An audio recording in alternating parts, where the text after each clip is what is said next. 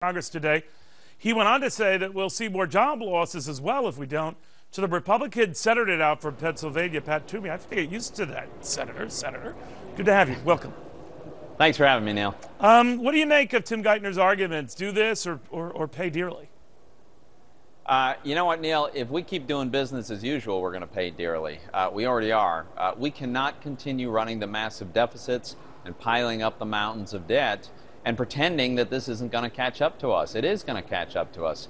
So what I want us to do is to take this moment when we're running up against the debt ceiling limit and say, look, we're not going to raise this unless, as part of the package, we put our federal government on a sustainable fiscal trajectory. I think it's as simple as that, because otherwise we're just perpetuating this problem that's going to become a disaster. So for you, Senator, it's not that we start the cuts like right before we consider raising the debt limit, but that the process is in motion or targeted? Well, that we have a very specific game plan that's going to get us to where we need to be. Yeah, but a game plan is very different than doing it, right? Oh, well, no, not if it carries the kind of statutory measures. For instance, one of the things, and there are many things that we could implement to get there, but one of the things that I think we need are statutory limits on federal spending and a rule that says very clearly if you go over that limit, then there are automatic mandatory cuts to get us under those limits. We've had these in the past. We've abandoned them, and we've gotten into a real fix.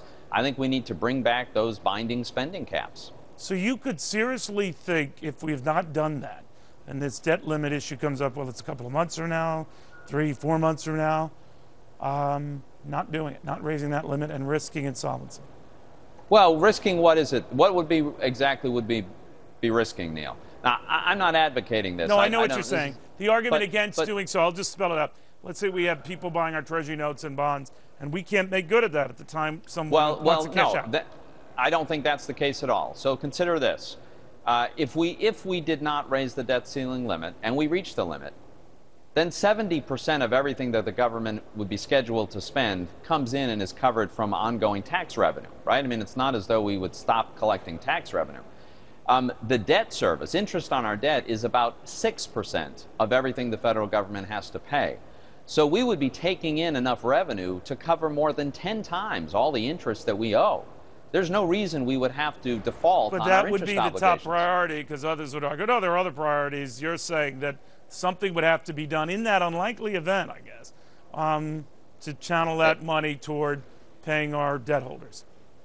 Well, that's right. I mean, interest would have to be paid. Now, there are vendors who would have to wait to get paid. There are probably employees of the federal government who would have to wait to get paid. There's lots of dislocations. I am not suggesting that this is a desirable path, but I am suggesting that we have to get serious about getting our budget under control, and this might be the mechanism that allows us to do it.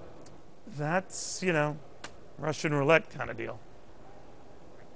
It's, there's no need for it to be. I mean, I don't know why we couldn't all agree that we need to take some serious measures to get spending under control, to establish limits on how much we're going to spend. How crazy an idea is that? That we're going to agree on limits that are affordable, live within our means, and that if we exceed those limits, we're going to cut to get back under those limits. I think most Americans think that's how we should approach our budget. All right, well, that makes too much sense, so you're going nowhere. Senator, seriously, very good seeing you. Thank you. Continued success. Thanks for having me, Neil. Pat Toomey. All right, so let me ask you, how's your New Year diet going? You're looking for encouragement? Don't look here.